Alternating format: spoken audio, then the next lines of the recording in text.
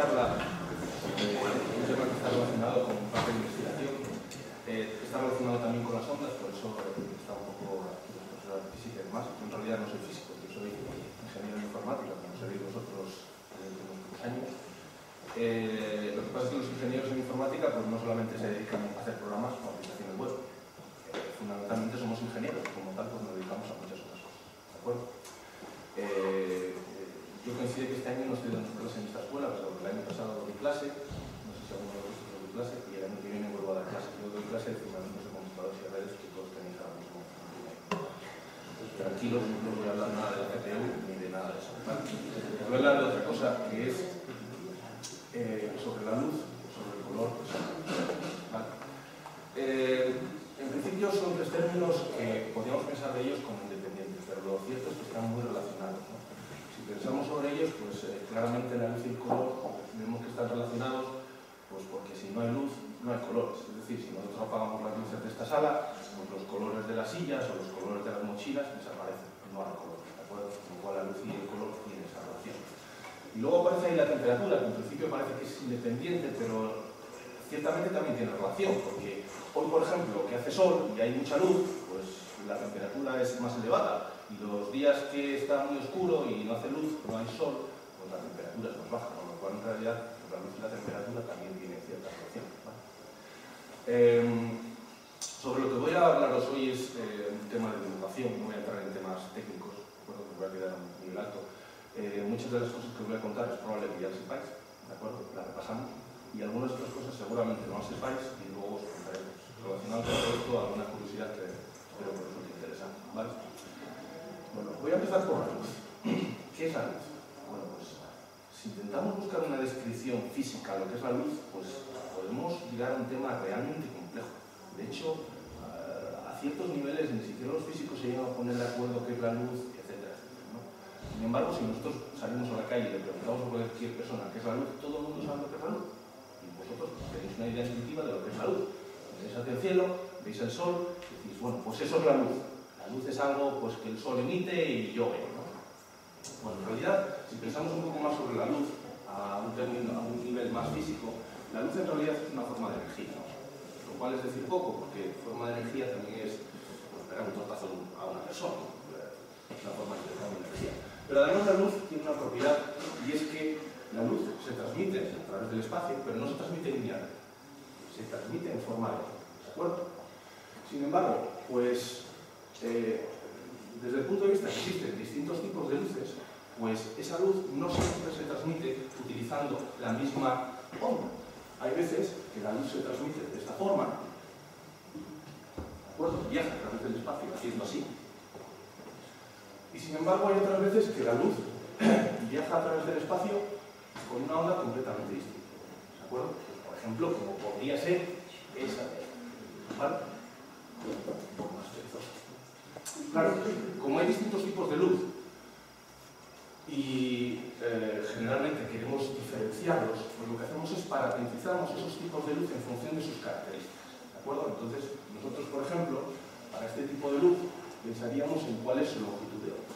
La longitud de onda básicamente es la distancia que hay entre las luces, ¿de acuerdo?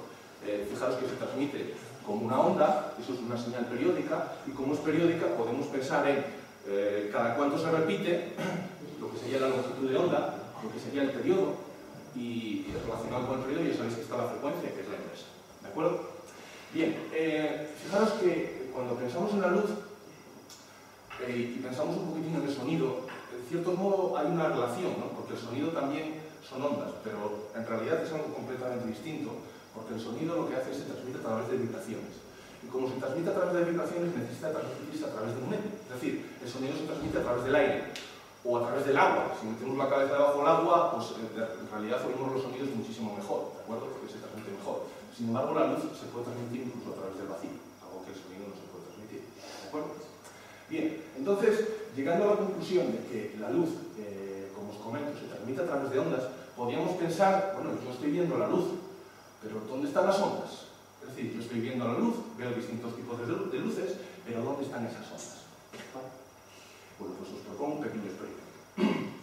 Lo que voy a hacer es que ese proyector emita una luz de una longitud de onda concreta. En concreto, voy a hacer que emita una longitud de onda de 475 nanómetros, ¿vale? Nanómetros, que sabéis, es 0,0000001 al final metros, ¿de acuerdo? Es una longitud de onda muy pequeña, ¿vale? Bueno, vamos a ver entonces qué ocurre cuando yo hago que este proyector me emita justamente luz de esta longitud de onda. ¿La veis? La longitud de onda. Bueno, aquí ocurre algo curioso y es algo relacionado con la forma que tiene nuestro cerebro de funcionar, que es algo en realidad asombroso. Cuando la luz llega a nuestros ojos, ¿de acuerdo? La luz llega en forma de longitud de onda, llega a nuestros ojos, llega en forma de ondas con una determinada longitud, el cerebro la interpreta. Y esa interpretación para nosotros es un color.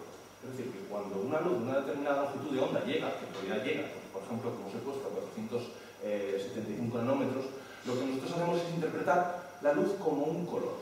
Lo cual es muy interesante porque nos permite diferenciar muy fácilmente distintos objetos. ¿De acuerdo? En realidad la longitud de onda a lo mejor es muy similar, pero nosotros nos vemos con colores completamente distintos y nos resulta muy fácil diferenciarlos. ¿De acuerdo? Bueno, eso es para una longitud de onda. Si yo incremento la longitud de onda solamente un poco, fijaros, estoy incrementando unos pocos nanómetros la longitud de onda, hasta los 510, fijaros, voy a hacer que el proyector emita esa luz, lo que tendría es un color completamente distinto. ¿De acuerdo? Es decir, nuestro cerebro interpreta la luz a partir de una longitud de onda con un color. ¿Vale? Si sigo incrementando la longitud de onda, por ejemplo, hasta 650 nanómetros, pues lo que tendría es otro color distinto. En este caso es el color rojo. ¿Vale? Y además ocurre una cosa muy interesante, y es, bien, la luz viaja a través de una onda, pero ¿qué pasa si se emiten dos tipos de luz? Pues lo que pasa es que aparecerá la longitud de onda, pues en este caso de 650 nanómetros, y la longitud de onda de 475 nanómetros. ¿Qué hace mi cerebro en ese caso? Porque en realidad lo que recibe es luz azul y luz roja. ¿Cómo percibimos eso? Pues en realidad el cerebro pues, tiene una manera muy interesante, y es una determinada longitud de onda lo interpreta como un color. ¿Qué pasa si mezclamos longitudes de onda? Pues el cerebro se inventa un nuevo color. ¿De acuerdo? En realidad el color son dos colores básicos mezclados, pero para nosotros es como si fuera un color completamente distinto. ¿De acuerdo? Si vamos a extremos, ¿qué pasaría si yo mezclo muchas longitudes de onda? ¿Qué color vamos a ver? Pues el que vemos es la combinación de todos los colores. Y la combinación de todos los colores es el blanco. ¿Vale? ¿Qué pasa si yo no emito ninguna longitud de onda? Pues si yo no emito ninguna longitud de onda, el color que tengo es el contrario, el negro. ¿De acuerdo? El negro. Bien, claro, todo esto me hace un poquito pensar sobre qué son los colores. En realidad, los colores son una invención de mi cerebro que lo que hace es básicamente interpretar la luz que recibe en función de los colores, como para nosotros son colores. ¿Vale? Sin embargo, ¿qué relación hay entre eso y el color que tienen los objetos? ¿De acuerdo? ¿Qué pasa? ¿Por qué estas sillas son de color rojo y mi pantalón es de color azul? Bueno, lo que ocurre es lo siguiente. Nosotros siempre partimos de un emisor de luz. Por ejemplo, podría ser el Sol. El Sol no emite luz a una determinada longitud de onda, sino que lo que hace es emitir luz a muchas longitudes de onda. ¿Vale? De forma simplificada, podríamos asumir que nos está emitiendo azul, verde y rojo, aunque en realidad emite muchas más longitudes de onda. ¿Vale? El Sol emite esa luz, y esa luz llega a un momento que choca contra un objeto. Cuando choca contra un objeto, esto es como una pelota, choca contra un objeto y rebota. ¿Vale? Pero toda la luz que llega a ese objeto no rebota. Parte rebota y parte se absorbe. ¿De acuerdo?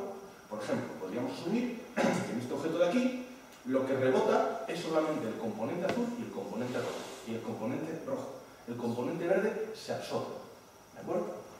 Entonces, si nosotros como observadores nos situamos aquí, lo que estamos viendo es luz azul y luz roja. Y para nosotros, la luz azul y la luz roja en realidad es pues, luz magenta. Es decir, que si nosotros desde esta posición observamos a este objeto, ¿qué estamos observando? Pues estamos observando un objeto que es de color pues, magenta. ¿Vale? Bien, si pensamos en distintos tipos de emisores de luz, ¿quién emite luz? Bueno, pues hay muchísimas posibilidades, hay muchos elementos que emiten luz. Del primero ya hemos hablado, el Sol emite luz, por Evidentemente el sol emite luz. Salimos a la calle, miramos hacia el cielo y si es de día está el sol y hay luz. Si no, pues no. ¿Vale? ¿Qué otros elementos emiten luz, además del sol? Bueno, pues voy a poner unos ejemplos. Por ejemplo, una vela. Una vela emite luz. El fuego emite luz. ¿De acuerdo? Por ejemplo, una bombilla. Tenemos la bombilla y la bombilla también emite luz. ¿Vale? Estos tres elementos que os he puesto como ejemplo tienen algo en común. ¿Vale? Algo en común que los diferencia de otros objetos. Si pensáis en ello, son objetos que tienen una temperatura muy elevada. El Sol, podemos estar hablando de una temperatura de unos 6.000 grados Kelvin, 5.000 y pico grados centígrados. ¿Vale? El fuego pues, también tiene una temperatura muy elevada. Y una bombilla, en realidad, si pensamos en el filamento de una bombilla, también estamos hablando de una temperatura muy, muy alta. Es decir, que aquí empezamos a ver una relación entre la luz y la temperatura. ¿Por qué? Porque los objetos que tienen una alta temperatura están emitiendo luz. ¿Vale? Sin embargo, esa idea la podemos intentar generalizar. Es decir, bueno, perfecto. Yo tengo el Sol que está a miles de grados de temperatura y emite luz. Pero ¿qué temperatura tiene que tener un objeto para que emita luz? Si no está a 6.000 grados y está a 3.000 grados, emite luz. Y si en vez de a 3.000 está a 1.000, emite luz. Y si en vez de a 1.000 está a 30 grados, emite luz. Es decir, mi mano, no sé a qué temperatura estará, temperatura ambiente, un poco más, ¿no? Más de la temperatura ambiente. ¿Qué podemos decir? 25, 30 grados. ¿Vosotros creéis que mi mano emite luz? ¿Creéis que mi mano emite luz? Pues hombre, podríais pensar, oye, yo estoy viendo tu mano, por lo cual algo de luz debe de llegar de tu mano. Y es cierto, pero la luz, si miráis en mi mano, la luz que llega de mi mano es en realidad la luz que sale de las bombillas, que llega a mi mano, que rebota, llega a vuestros ojos y veis la luz que rebota. Es decir, lo que estáis viendo no es que mi mano emita luz, sino lo que estáis viendo es la luz de las bombillas rebotada en mi mano. ¿De acuerdo? Sin embargo, ¿de acuerdo? Yo os puedo asegurar que mi mano está emitiendo luz. Pero es cierto, mi mano está emitiendo luz. ¿Qué ocurre? Que no la vemos. Que no la vemos.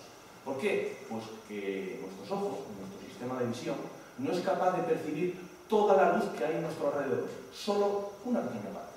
¿De acuerdo? Y eso es lo que nosotros vemos. El resto, para nosotros es invisible porque no lo podemos ver. ¿Vale? De hecho, nuestros ojos son solamente capaces de apreciar aquella luz que tiene una longitud de onda entre más o menos los 380 nanómetros y los 780 nanómetros, aproximadamente. ¿De acuerdo? Y eso además se corresponde con pues, los colores desde esta zona de aquí, que son los violetas, hasta esta zona de aquí, que son los rojos, pues, pasando por otra escala de colores. ¿De acuerdo? Bueno, resulta que nosotros vemos longitud de onda entre 380 nanómetros y 780 nanómetros. Y alguien se podría preguntar, oye, ¿y por qué justamente a esa longitud de onda? ¿Por qué no vemos entre 1.000 y 2.000 nanómetros? ¿Esto es algo arbitrario? ¿Es algo aleatorio? Pues en realidad no. En realidad no es arbitrario y tiene que ver un poquitín con nuestra evolución y con la adaptación a nuestro entorno. Fijad, os voy a poner una gráfica. Esta gráfica de aquí lo que muestra es la intensidad de luz que emite el Sol para una determinada longitud de onda. ¿Vale? Entonces veis que el Sol no solamente emite para una determinada longitud de onda, sino que emite en muchas longitudes de onda y en distinta intensidad. ¿De acuerdo? Sin embargo, si os fijáis en dónde está este pico de aquí, donde está la mayor parte de intensidad de luz que emite el Sol, pues lo que estamos viendo es que esta zona, donde se maximiza la intensidad, fijaros a qué longitud de onda está. Está más o menos en la longitud de onda que nosotros vemos.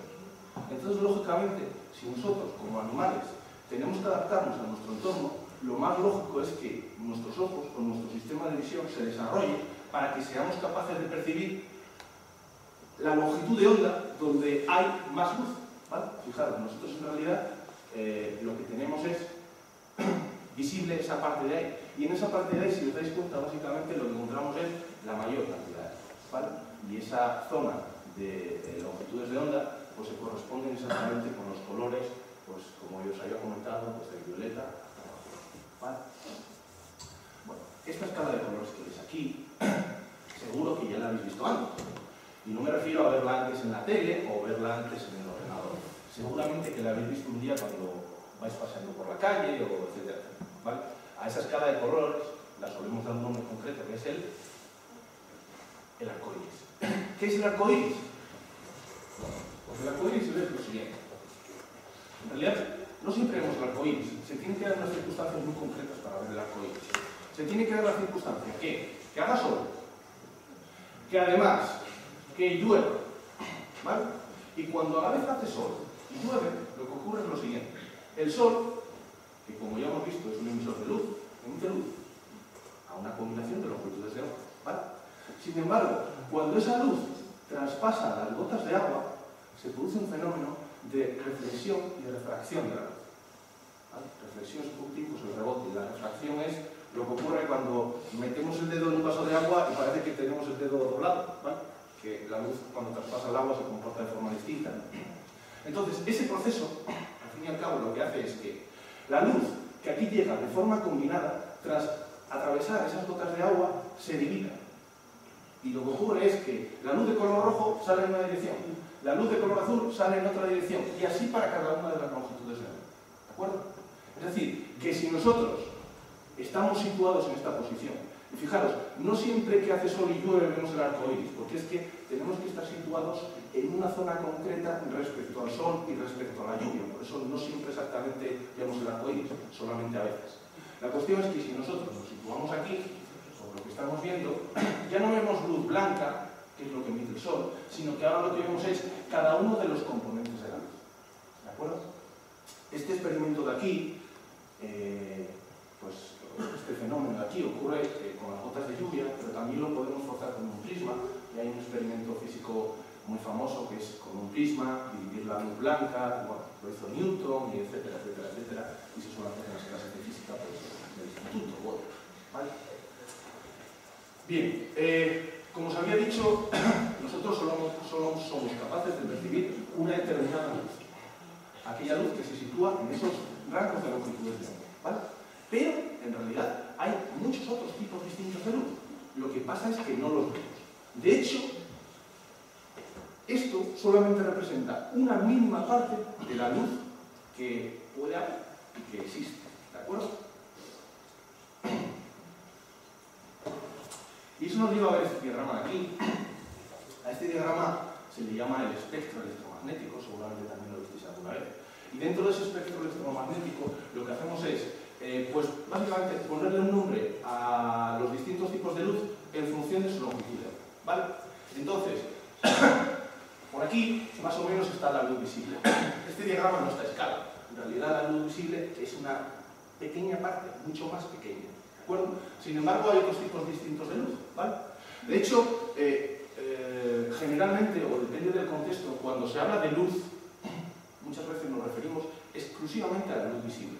Y cuando hablamos en un espectro más amplio, lo que hablamos es de radiación, ¿de acuerdo? Y decimos, la radiación visible, pues es la luz visible, pero luego hay otros tipos de radiación, otros tipos de luces, ¿de acuerdo? Eso dependiendo del contexto, pues hablamos de radiación o hablamos directamente de luz, ¿vale?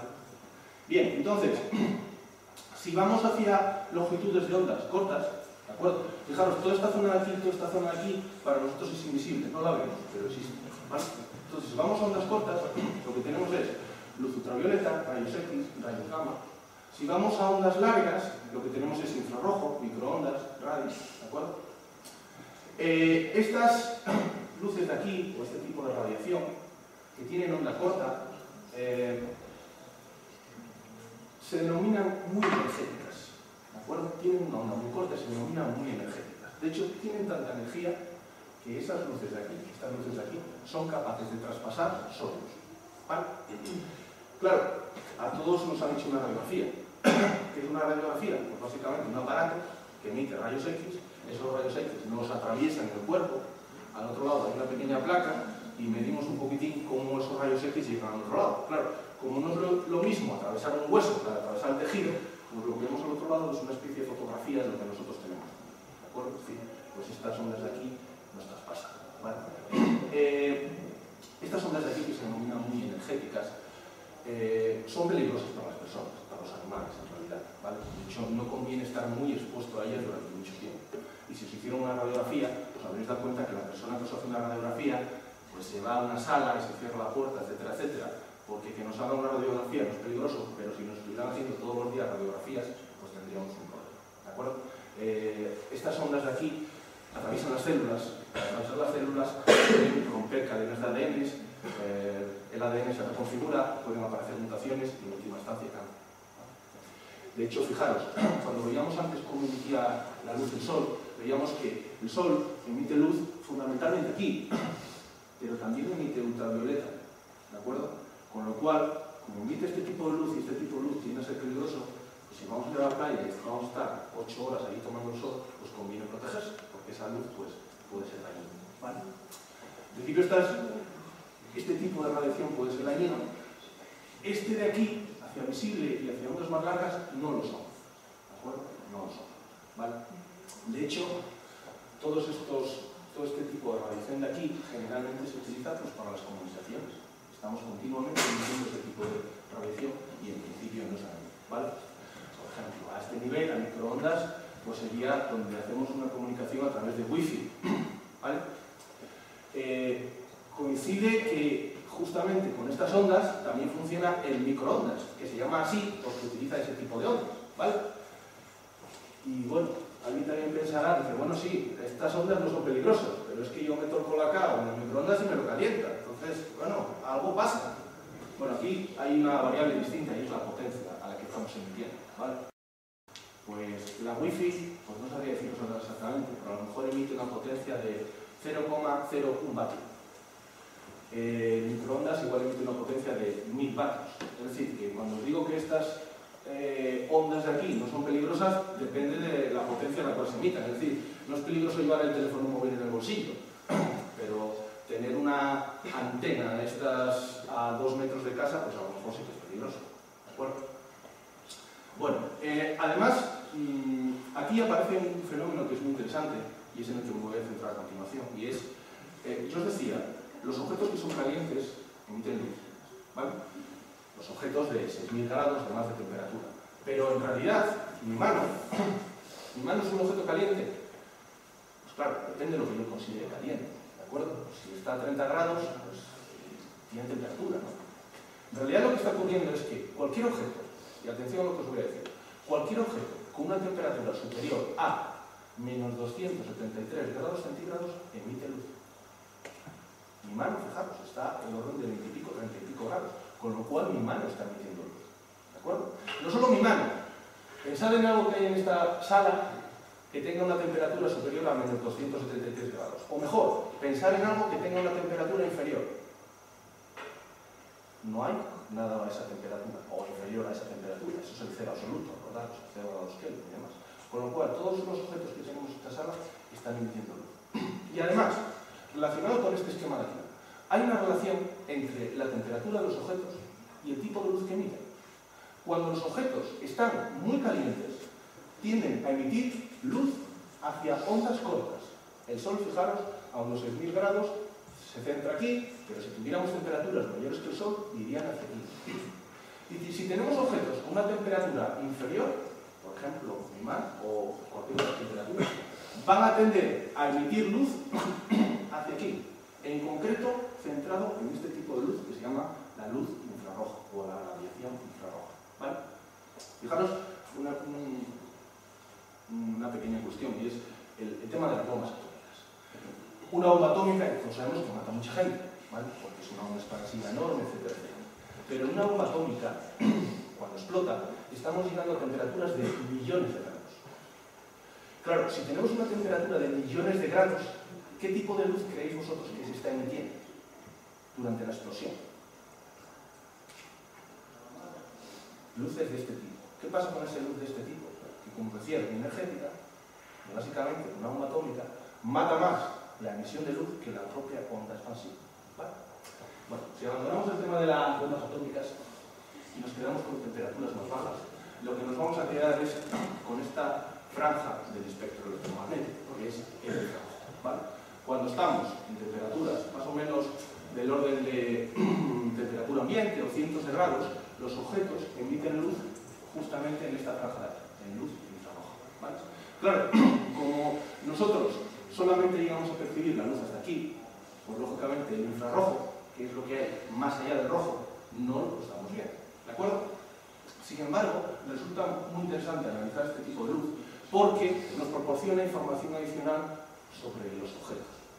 En la medida en que los objetos, o la luz que emiten los objetos, depende de su temperatura, también podemos darle la vuelta. Es decir, si nosotros medimos la luz que emite un objeto, podemos a partir de ahí inferir su temperatura. ¿De acuerdo? Lo cual es muy interesante porque podemos medir la temperatura de objetos a distancia, ¿vale?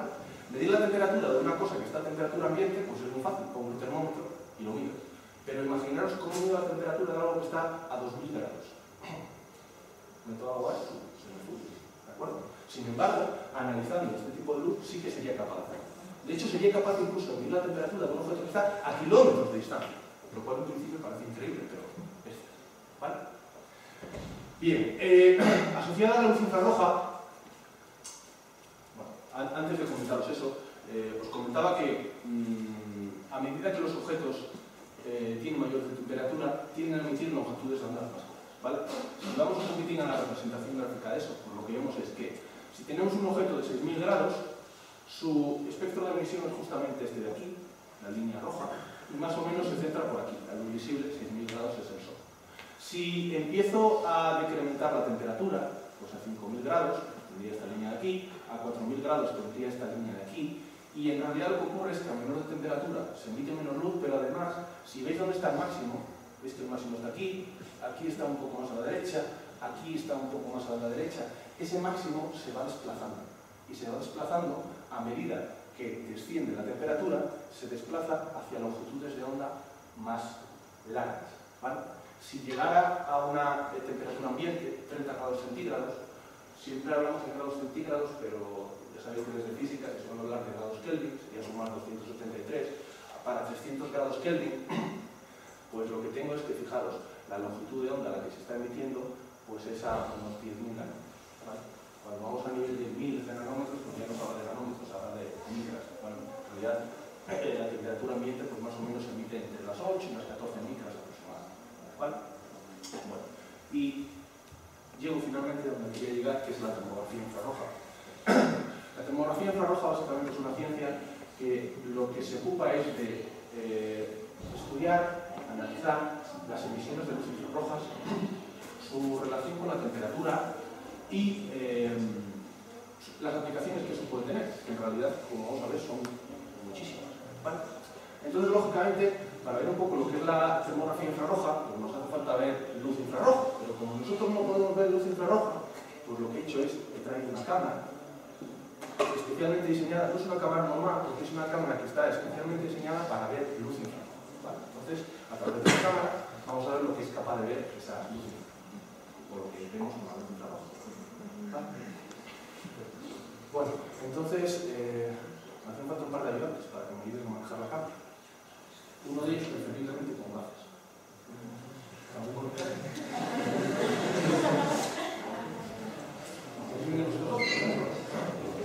Los dos con gafas también me valen.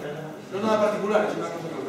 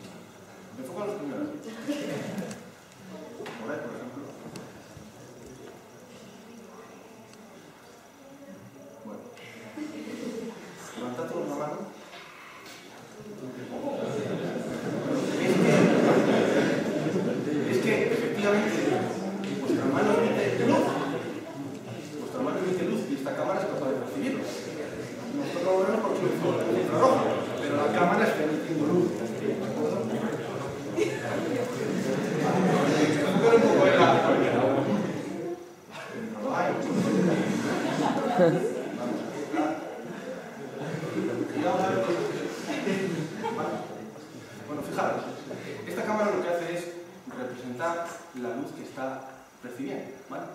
Esa luz, o básicamente la intensidad de esa luz, tiene una relación, no directa, pero tiene una relación con la temperatura. Con lo cual, aquí lo que estamos haciendo es utilizar una determinada escala de colores para representar la temperatura, ¿vale? Entonces, lo que podéis estar observando es que la nariz siempre está más fría, ¿vale? Veis que está un poco más oscura. Si te pones un poco de lateral, te pones un poquitín de lateral, así, fijaros en su oreja. ¿Veis la oreja? La oreja también está muy fría, lógicamente, ¿vale? Y si vuelves a mirar de frente, vemos que la frente suele estar más caliente, ¿vale? De hecho, una de las posibles aplicaciones de esto, que se utilizaba hasta hace muy poco, yo creo que se sigue utilizando, es para detectar personas que tienen fiebre o que están enfermas, ¿de acuerdo? Cuando hubo toda esta historia de la gripe aviar, ¿de acuerdo? Que era realmente un problema muy importante, lo que hicieron fue instalar cámaras de este tipo en los aeropuertos y las personas pasaban sin darse cuenta y a medida que pasaban les tiraban una foto. Y a partir de esa foto, fijándose en la frente, determinaban la temperatura que estaba. Y aquellos que tenían una temperatura elevada, pues rápidamente les pasaban a una sala porque tenían posibilidades de estar bien. ¿Vale? Bueno. Estáis viendo una cosa con las gafas, que es una cosa muy curiosa. ¿Qué pasa con las gafas? Bueno, pues las gafas están bien oscuras. De hecho, ¿te puedes quitar un poquitín las gafas? Cierra los ojos y puedes pon las gafas y pon la mano detrás de las gafas. Pon la mano detrás. Fijaros lo que está ocurriendo. La luz infrarroja y la luz visible en algunos aspectos se comportan igual, pero en otros no. Por ejemplo, la gafa, ¿veis? Tiene un cristal y ese cristal es transparente para la luz visible, es decir, cuando llega la luz visible atraviesa el cristal, pero para la luz infrarroja no. Para la luz infrarroja es opaca, con lo cual lo que hay detrás de las gafas pues no lo podemos ver, ¿de acuerdo? Es una de las propiedades, por ejemplo, de la luz infrarroja. Y fijaros que igual que pasa eso, pasa lo contrario. Hay objetos que son opacos para la luz visible y transparentes para la luz infrarroja. Luego lo podemos mostrar. Vale. Bueno, pero antes de llegar ahí, si por favor te puedes levantar un segundito.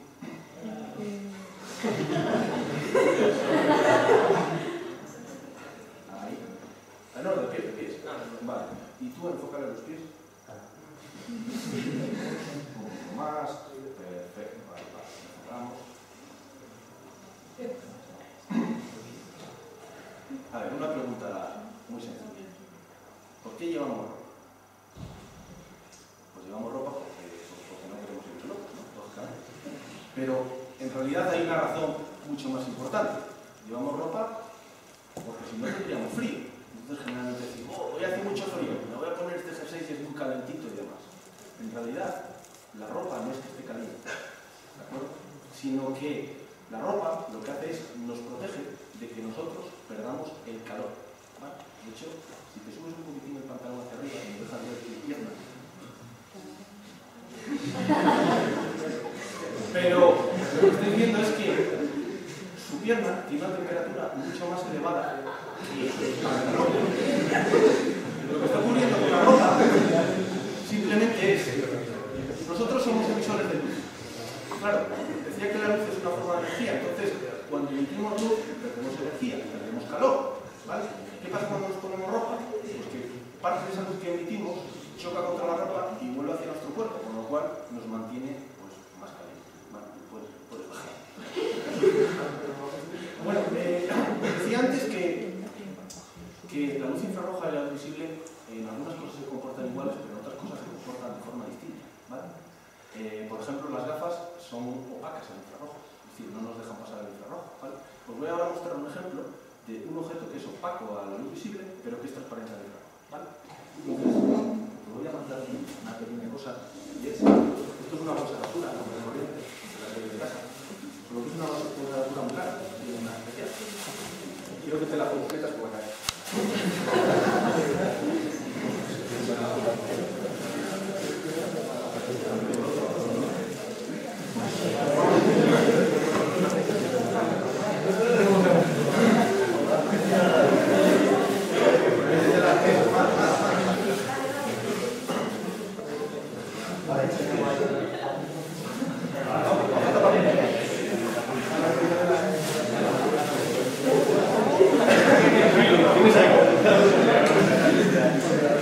Entonces, vamos a hacer una cosa. Enfócale ahora la cámara.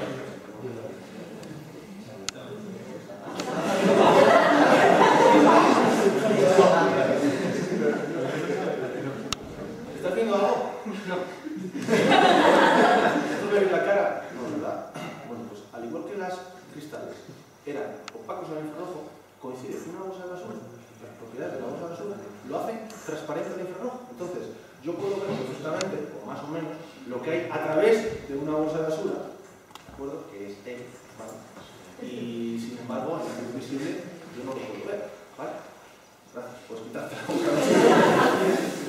Vale, esto, evidentemente, lo de la bolsa de basura es una tontería, pero esto sí que hace que la tecnología infrarroja sea muy práctica en muchísimos casos, ¿vale? Por ejemplo, os voy a poner un caso que es muy problemático y es en cierto modo dramático. Las intoxicaciones por monóxido de carbón, por ejemplo. Si veis los telediarios, todos los años en el invierno se producen muertes por intoxicación por monóxido de carbón. El problema con el monóxido de carbón es que no lo vemos. De hecho, no lo vemos, no lo leemos y nos produce pues, una muerte. ¿Vale? Sin embargo, el hecho de que sea transparente para la luz visible no quiere decir que sea transparente también para la luz infrarroja. De hecho, podemos utilizar una cámara de luz infrarroja para ver el monóxido de carbono. ¿Vale? Entonces, evidentemente, no vamos a tener una de estas cámaras en casa para ver si hay una mala combustión y tenemos monóxido de carbono. Pero, por ejemplo, en una fábrica, ¿de acuerdo? Donde podéis identificar pues, muchísima gente, lo que se hace es se utilizan cámaras que lo que hacen es detectan justamente el monóxido de carbono porque lo ven.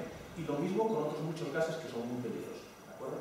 Con lo cual, esta cosa que parece tan trivial, pues en realidad es muy grave. ¿Vale?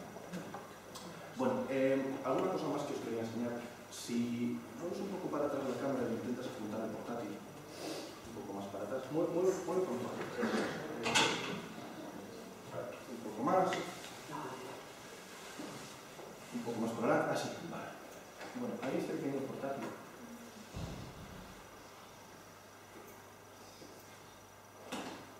Y si veis el portátil, una cosa que estaréis observando es que el portátil tiene unas zonas que están más calientes que otras. ¿De acuerdo?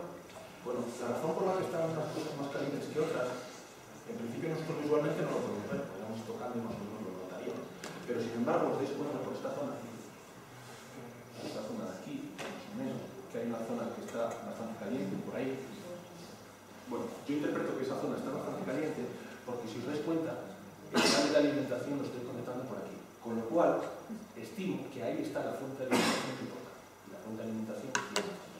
¿Vale? También podéis observar que en este lateral del monitor hay una temperatura más elevada. Eso me quiere decir lo siguiente. Una pantalla de TFT básicamente funciona mediante un filtro de luz. ¿De acuerdo? Se emite luz y cada una de las celdas de la pantalla lo que hacen es ¿dejan pasar luz? Sí, bueno, básicamente son filtros.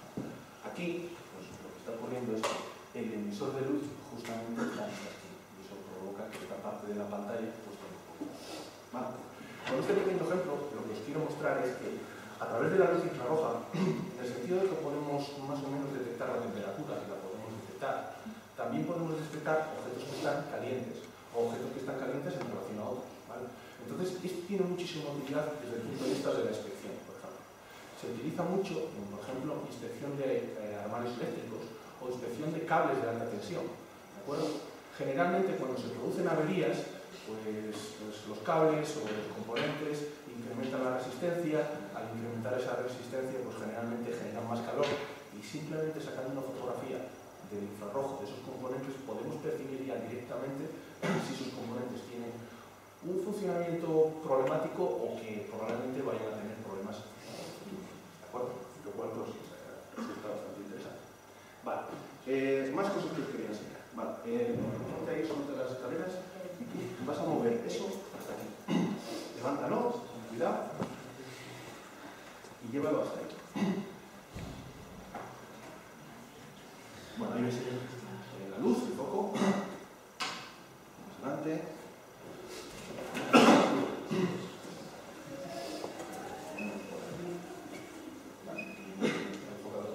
Enfócalo en los pies.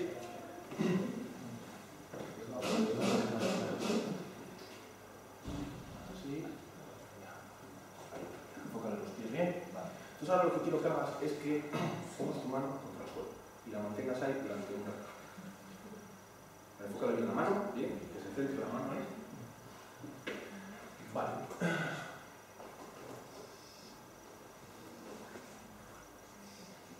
Vale, entonces ahora quiero que te levantes y andes hacia atrás. Vete para atrás. ¿Qué está pasando ahí? Su mano sigue. ¿Qué pasa con su mano? Pues fijaros lo que está ocurriendo. Él ha puesto la mano y al poner la mano, ¿qué es lo que ha hecho? Ha calentado el suelo. Y ese calor, pues no desaparece instantáneamente. Está ahí.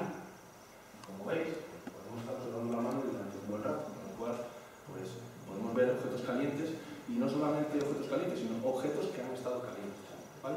Además, fijaros que en realidad le estamos viendo también a él. Mueve un poquitín su mano. Hola. ¿Cómo puede ser que le veamos a él si está ahí arriba? Lo estamos enfocando nosotros. Bueno, pues porque si os fijáis ahí no le estamos viendo nosotros a él en el suelo. Bueno, pues porque fijaros, como decía, la luz infrarroja comparte algunas propiedades con la luz visible. Entre otras, comparte la propiedad de que se refleja. ¿Vale?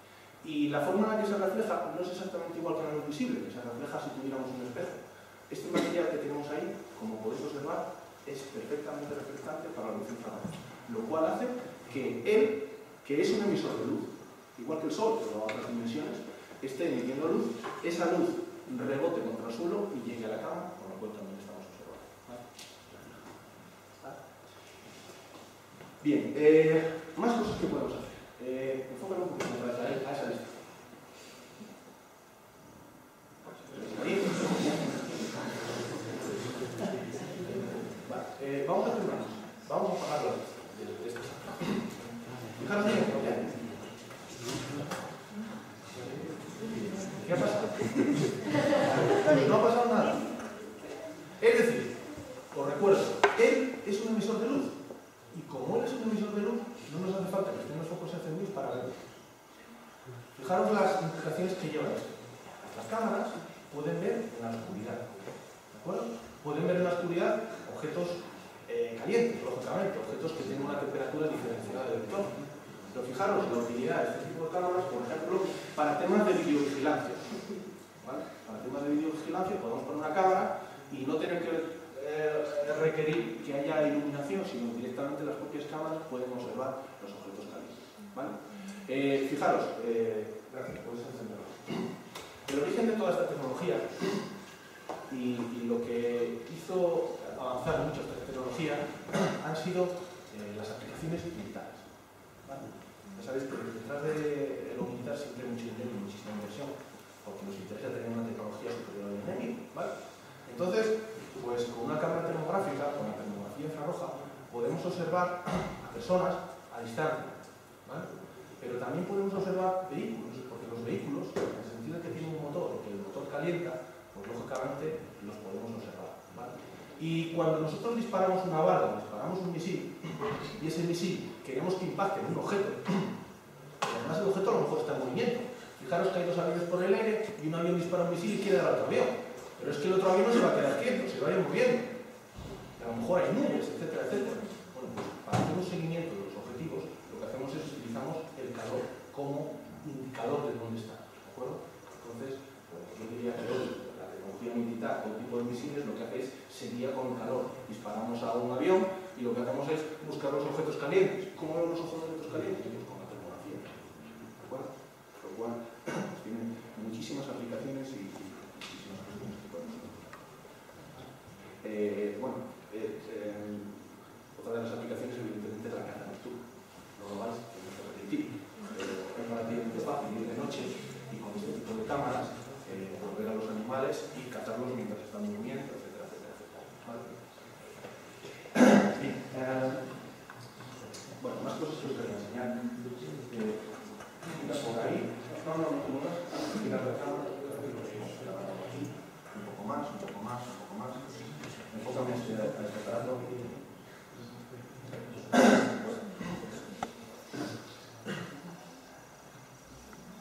Bueno. Esto que tengo aquí es un medidor de agua. ¿Vale?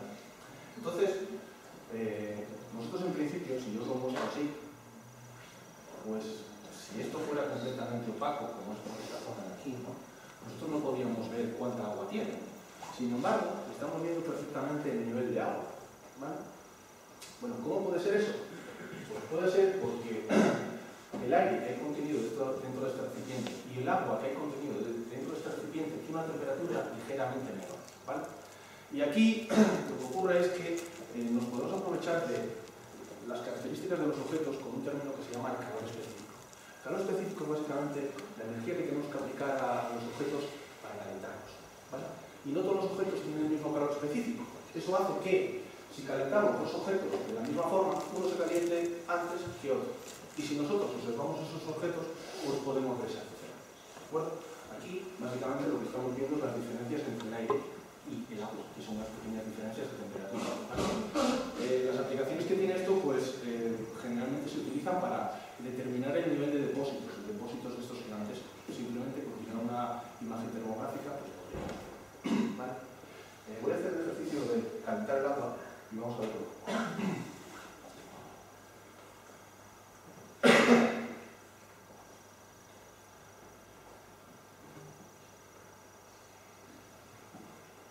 Bueno, en teoría calentar agua rápido, entonces deberíamos empezar a ver la diferencia de temperatura del agua respecto al aire, pero ahora ya en el sentido contrario, porque el agua se debería empezar a calentar y el aire debería estar un poco más.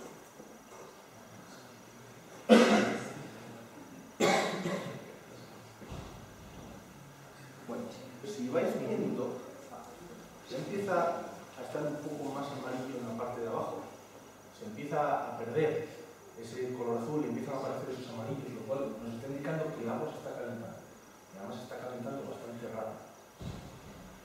¿Vale? ¿Sabes cómo antes el azul estaba abajo y el amarillo estaba arriba? Y ahora ya estamos invirtiendo, el amarillo está abajo. ¿Vale? Vamos a calentar un poco más, porque luego os voy a enseñar una última cosa. Bueno, fijar, que tenemos caliente el agua, ¿verdad? Pues ya estará. Bueno, si vamos a una explicación un poco más física del calor, de la temperatura, seguramente en algún momento hayáis estudiado los procesos de intercambio de calor. Fundamentalmente hay tres procesos de intercambio de calor. Uno de ellos es la radiación. La radiación es el intercambio de calor que se produce a distancia, porque los objetos calientes emiten luz infrarroja. ¿Vale? Hay segundo proceso, hay un segundo proceso, que es la conducción. La conducción ocurre cuando un objeto caliente y un objeto frío se tocan, se intercambian el calor. Lo que está ocurriendo es que el agua que está caliente está tocando la superficie de esa tetera o de ese hervidor y nos está calentando la superficie, por eso podemos observar que a esa zona está caliente. ¿Vale? Hay un tercer proceso de intercambio de calor, que no sé si os acordáis de las clases de física, ¿cuál era? ¿Os acordáis? ¿Os acordáis de ese tercer proceso de intercambio de calor? Radiación, conducción y con... ¿Alguien se acuerda? ¿Cuántas? Se lo sabe. La profesora de física se lo sabe. Convección. La convección es difícil de explicar, pero se puede ver la convección. Voy a echar aquí el agua caliente en este tarro. El agua ya sabéis que es transparente para la luz visible, pero para la infrarroja ocurre como los cristales, es opaca. Entonces, si por favor me enfocas esta... Tienes que echarlo un poco más hacia adelante porque quiero ver el agua por encima. Más. Ahí, bien. Bueno, ahí estamos viendo la temperatura del agua, que es caliente. Pero si voy un poco más allá y ajusto la escala de colores exactamente a esta zona, mirad lo que voy a hacer.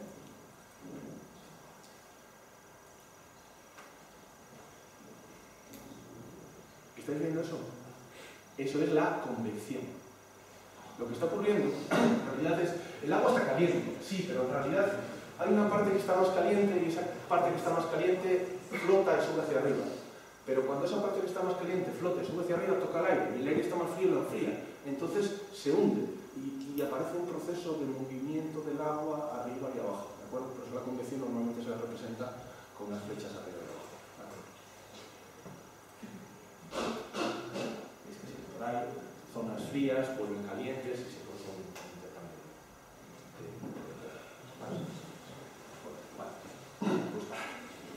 Vale. En principio estas son las demostraciones que os quería enseñar. Vale, os podéis sentar, gracias. Y lo que quería hacer en último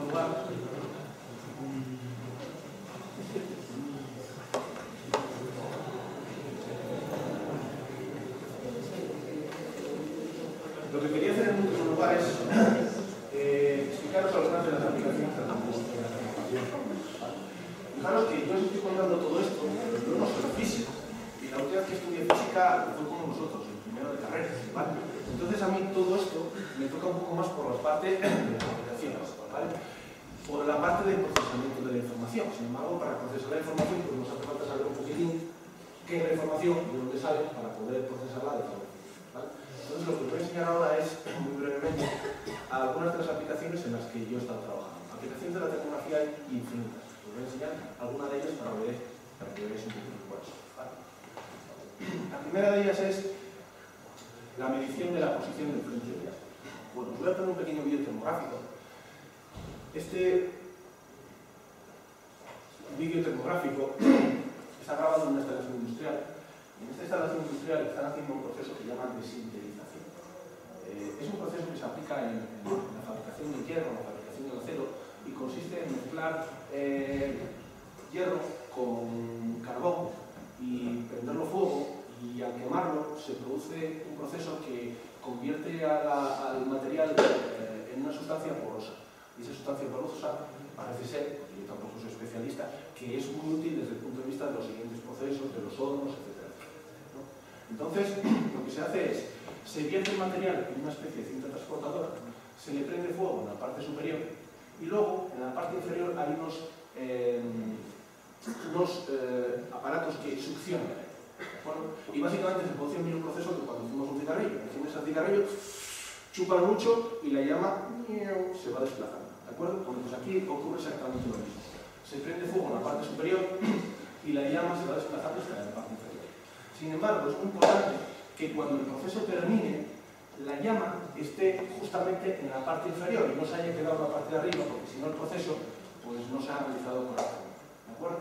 Entonces aquí surge el problema de determinar si efectivamente esa llama está en una posición baja o en qué posición está, para dar un poco de retroalimentación al proceso. Es decir, en este proceso pues se aplican unos tiempos, se aplican unos determinados parámetros, y si no se está obteniendo bien, pues hay que modificarlos y utilizarlos. ¿De acuerdo? Entonces aquí nuestro objetivo es determinar exactamente dónde está esta llama dentro de la imagen. Esto lo estamos viendo con una cámara infrarroja. Si esto lo viéramos en la luz visible, lo que veríamos aquí es todo esto con un amarillo muy intenso, y básicamente no somos capaces de ver exactamente dónde está la llama. Por eso tenemos que estar utilizando una cámara infrarroja, ¿vale? Entonces aquí el proceso sería el siguiente. Fijaros, aquí es donde empieza la informática, donde empieza el algoritmo, donde empieza el desarrollo y donde empieza la aplicación. ¿De acuerdo? Partimos de una imagen infrarroja. No todas las imágenes del vídeo no son útiles, solo algunas de ellas. ¿De acuerdo? Entonces, seleccionamos alguna de esas imágenes, con un proceso que bueno, no os voy a contar, pero es relativamente sencillo, y a partir de esas imágenes lo que empezamos a utilizar es distintos algoritmos que nos permiten extraer la información relevante de esas imágenes, típicamente algoritmos de procesamiento de imagen, pero que bueno, muchos de ellos son pues, similares a otros que habéis hecho vosotros, ¿vale? El primero de ellos es un algoritmo de detección de bordes que detecta bordes en la imagen, ¿vale? A partir de esos bordes, lo que se hace es un segundo proceso para detectar líneas. ¿De acuerdo? Todo el proceso de detectar bordes y detectar líneas es más o menos para quedarme con la zona de la imagen que me interesa. A mí lo que me interesa es esta zona de aquí. Entonces, estas líneas, si os dais cuenta, por encima de esta línea ya tengo lo que me interesa y el resto de la imagen no me hace falta procesar. Con lo cual, como no me hace falta procesar, pues lo puedo directamente eliminar, ¿vale? Aquí fijaros que siempre estoy hablando de un proceso automático. Si hay una persona mirando las imágenes, pues una persona lógicamente me podría decir dónde está. Tendría que tener una persona por cada una de las instalaciones, etcétera, etcétera, y aquí lo que quiero es automatizar el proceso, ¿vale? Con una aplicación informática, lógicamente.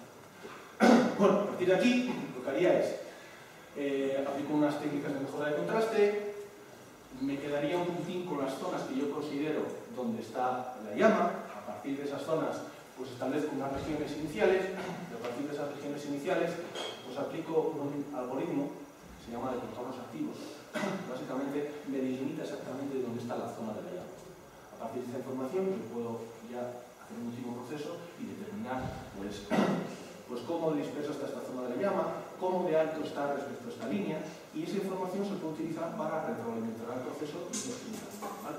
Bueno, este es un ejemplo, este es otro de los ejemplos, funcionaría para distintas posiciones, etcétera, etcétera, ¿vale? Bueno, una aplicación. Sería la medición de temperatura con material en movimiento. Vale. Os he comentado que la cámara sirve para medir la temperatura a distancia. Pero ¿qué pasa si quiero medir la temperatura de un objeto que además está moviendo? Pues si quiero medirlo, lógicamente tengo que identificar dónde está ese objeto y a medida que ese objeto se desplace, ir realizando las mediciones sobre el mismo. ¿Vale? Aquí, por ejemplo, tenemos nuevamente un material que está en una cinta transportadora y lo que está haciendo ese material es básicamente enfriarse. ¿De acuerdo? Sale caliente, de hecho es el mismo material, sale caliente, llega a una cinta transportadora y en esa cinta transportadora pues, se le deja durante un tiempo, se le aplican unos ventiladores y el objetivo es enfriarse. ¿Vale? Y durante este proceso de enfriamiento nos interesa mucho saber cuál es su temperatura, para ver si se ha enfriado correctamente y demás. Fijaros que si aquí llega con una temperatura muy elevada, pues a lo mejor puede causar un incendio. Hace unos pocos meses justamente este material causó un incendio y destrozó una instalación estoy hablando de millones de euros, lo cual es muy importante, por lo cual es muy importante la monitorización. ¿Vale? Bien, en este caso lo que haría es lo siguiente.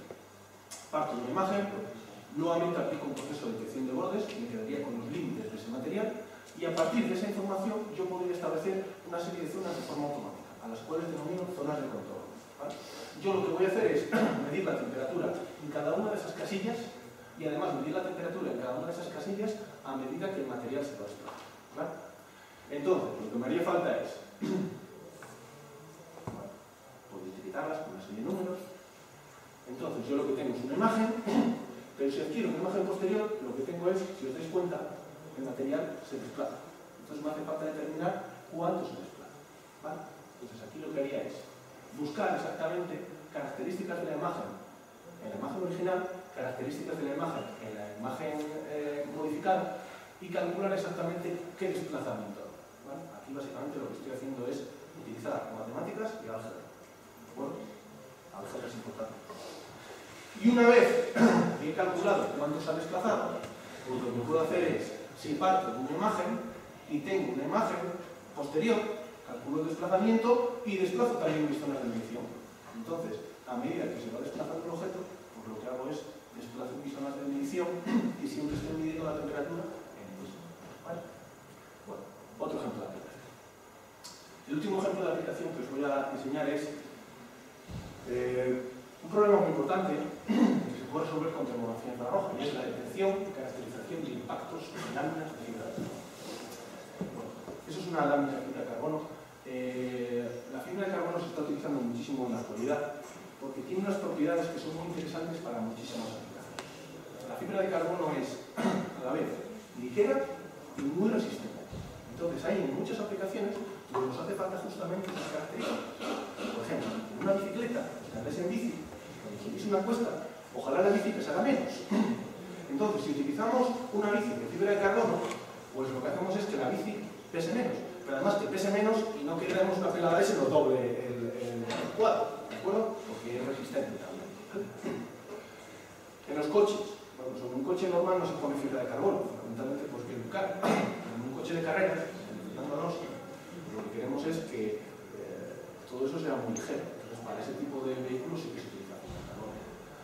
En los aviones, queremos hacer un avión de acero y sería súper resistente. Pero ¿cómo hacemos para que el avión lo pongamos en el aire? Nos hace falta que sea muy ligero. Entonces, para que sea muy ligero, utilizamos láminas de fibra de carbono en una determinada paneles que se utilizan pues, con unas determinadas propiedades. Entre los paneles se utiliza una especie de malla en forma de panel de abeja, etcétera, etcétera. ¿Vale? Sin embargo, la fibra de carbono tiene un pequeño problema. La fibra de carbono es muy sensible a los impactos.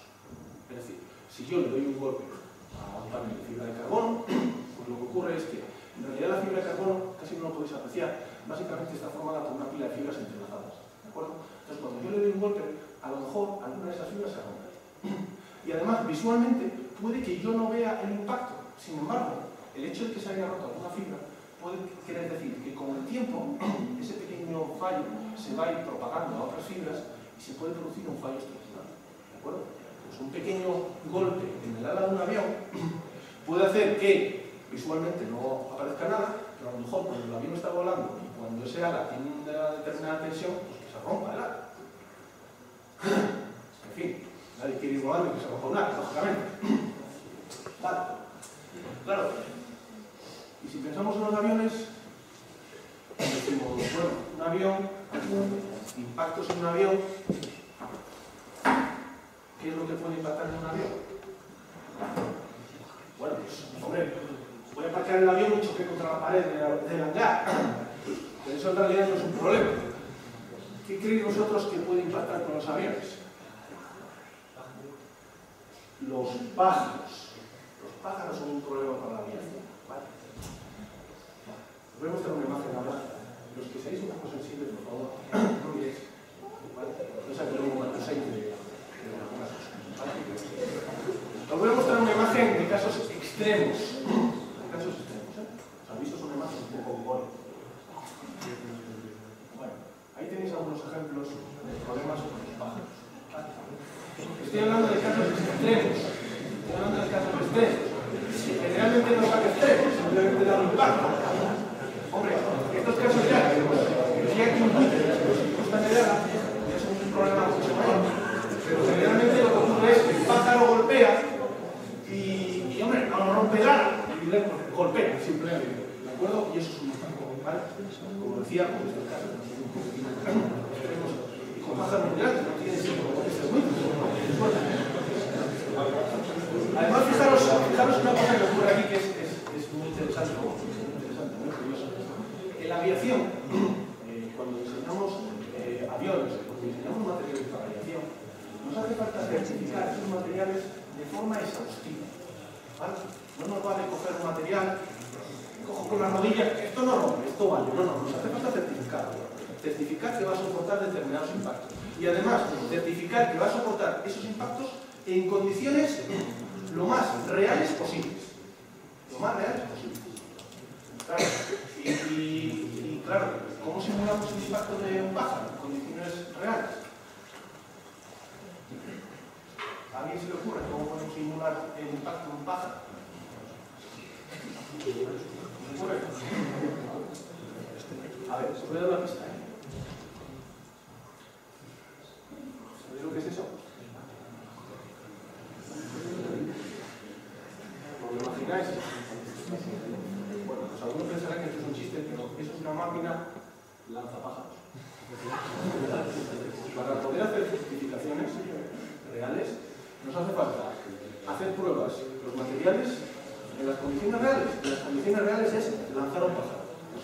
Y además, no nos vale ir al supermercado, comprar un pollo, meterlo y dispararlo. Nos hace falta pájaros reales. Con lo cual, cuando nos hacen este tipo de certificaciones, viene un veterinario, viene con un pájaro vivo, ¿vale? Le seda un poco, porque no puede estar muerto, tiene que estar vivo, le seda un poco, le mete en este aparato, es que tiene un cañón muy largo, es porque nos hace falta que coja una velocidad enorme y ¡fluk!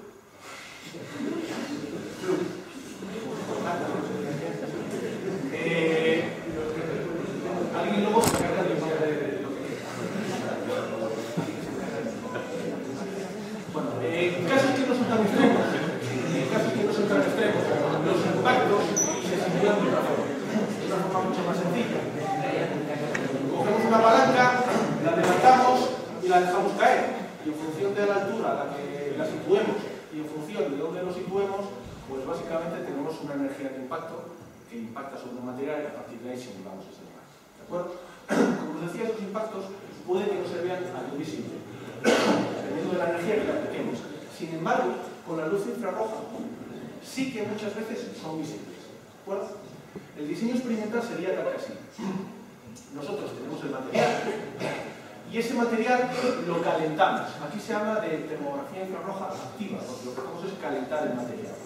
Calentamos el material y al calentar el material lo que hace es que el calor se transmite a través del material, pero si hay un defecto o algún problema interno, rebota hacia arriba. Y cuando rebota hacia arriba, lo que hacemos es percibir que esa zona con defecto tiene una temperatura más elevada que el resto, lo cual nos indica que efectivamente hay un defecto. ¿Vale? Os había mostrado una lámina de fibra de carbono inicialmente. Si inspeccionamos esa lámina de fibra de carbono con tomografía infrarroja, lo que vamos a ver es esa zona blanca de ahí, de mayor temperatura, esa zona de ahí. Y en estas dos zonas no se ve porque este proyector tiene un contraste muy malo, pero en realidad también hay dos pequeñas zonas blancas. ¿De acuerdo? Una vez adquirida la imagen, lo que hacemos es aplicamos el proceso de detección de defectos. Procesamiento de imagen no vamos. Y en este caso, detectamos ese defecto, ese defecto, ese defecto y ese defecto. Y Y además, fijaros que los defectos no son todos iguales. Dependiendo de la energía de impacto, los defectos son distintos. Entonces, además de detectarlos y analizando la forma de esos defectos, podríamos intentar inferir cuál es la energía de impacto de cada uno de ellos para ver un poquitín cómo son de graves. ¿De acuerdo? Bueno, estos de aquí son ejemplos. R es el impacto real, 20 julios, y C es el obtenido por clasificación automática. ¿De acuerdo? Simplemente analizando la forma y las características de esos defectos. Si os fijáis, el proceso no es exacto, no se puede llegar a la exactitud precisa, pero sí estamos teniendo un valor muy aproximado sobre la energía de impacto. Con lo cual, en este caso, la tomografía infrarroja no solamente sirve para detectar, sino también para caracterizar. Y en la medida que se caracteriza, podemos determinar si efectivamente un impacto es en realidad peligroso a una determinada energía. ¿Vale? Bueno, estos son dos ejemplos de láminas de fibras de carbono. Estos serían los ejemplos donde veis que más o menos se obtienen los resultados parecidos que están. ¿De acuerdo? En conclusión, partimos de, fijaros, estamos partiendo de la física, de la luz, del color, de la temperatura. ¿De acuerdo? De la física pasamos a la ingeniería. Y la ingeniería es lo que me permite medir esa luz infrarroja. ¿De acuerdo? Y seguimos con la ingeniería, pero ahora la ingeniería del procesamiento de la información. Nosotros lo que hacemos es procesar la información como ingenieros informáticos. Y procesar la información en el contexto tan genérico como vosotros queráis. Procesar la información es hacer una página web, ¿vale? Es hacer un videojuego o es hacer un sistema que automáticamente detecte defectos o haga alguno de estos procesos que vamos a hacer. ¿De acuerdo? Acordaros siempre que estáis estudiando ingeniería informática y entiendo que cuando estáis aquí es porque os gusta la informática. Pero fijaros que vuestra titulación es ingeniería informática, no informática e ingeniería. Es decir, que primero vais a ser ingenieros. ¿De acuerdo? Y para ser ingenieros, pues, lógicamente, os hace falta tener una base muy importante de física, de matemáticas y de otras materias que están definidas en el currículum. ¿Vale? Y como veis, con todo eso y muchas otras cosas, pues, finalmente llegamos a crear un sistema más informático. ¿Vale? Bueno. Termino. Espero que hayáis aprendido algo.